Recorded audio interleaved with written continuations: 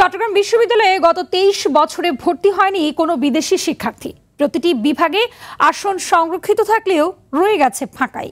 অথচ ঢাকা, জাহাঙ্গীরনগর সহ দেশের অন্যান্য সরকারি বেসরকারি বিশ্ববিদ্যালয়ে প্রতি বছরই আসছেন বিদেশি শিক্ষার্থীরা। এদিকে চট্টগ্রাম বিশ্ববিদ্যালয়ের প্রশাসন এর জন্য আবাসন সংকটকেই দায়ী করছে। চট্টগ্রাম থেকে সাইফুল মাহমুদের পাঠানো তথ্যচিত্রে বিস্তারিত জানাচ্ছেন লিওন আজাদ।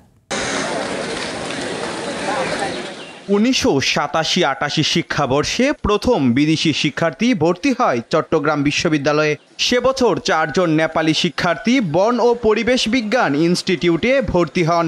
এরপর গত ৩৫ বছরে স্নাতক ও স্নাতকোত্তর মিলিয়ে বিশ্ববিদ্যালয়টিতে ভর্তি হন মাত্র ১৯ জন। গত ২৩ বছরে বিদেশি শিক্ষার্থীদের জন্য বরাদ্দ থাকা ২৬০০টিরও বেশি আসন ছিল ফাঁকা। ১৯৯৭ সালে নেপালে পোখারা বিশ্ববিদ্যালয় প্রতিষ্ঠিত হওয়ায় এদেশে বিদেশি শিক্ষার্থী আসা কমেছে বলে মনে করছেন অনেকে। বিভিন্ন ধরনের গবেষণা ক্ষেত্র যদি বাড়ানো যায় তাহলে এটা আমার মনে হয় যে কি বিদেশি স্টুডেন্টদের মানে এখানে ওনারা পড়তে আসতে পারে। এখানে আসলে রিসার্চের অভাব। আমরা যারা পড়াশোনা করি আমরা ৪ বছরও কোনো রিসার্চ ওয়ার্ক করতে পারি না।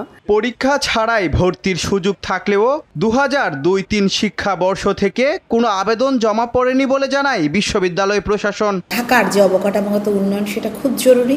দ্বিতীয়ত শিক্ষার মানের জন্য যে অবকাঠামোগত উন্নয়ন সেটা জরুরি। আমাদের সিলেবাসটা আরও বেশি টেকনোলজিক্যাল এবং আধুনিকায়ন প্রয়োজন। একটা ব্লক যদি আমরা আলাদা করে রাখি ছাত্রছাত্রীদের জন্য বাইরের, সেটা করা যায় কিনা, সেটা করা গেলেও খাবারের মান, আমাদের হলের যে সমস্ত ডাল ইত্যাদি দেওয়া হয় সেই মানে তারা থাকতে পারবেন কিনা সেখানে চিন্তা করার বিষয় আছে। আবাসন ও খাবারের সমস্যা দূর করতে পারলে আবারও বিদেশি শিক্ষার্থীর আনাগোনা বাড়বে বলে মনে করেন সংশ্লিষ্টরা।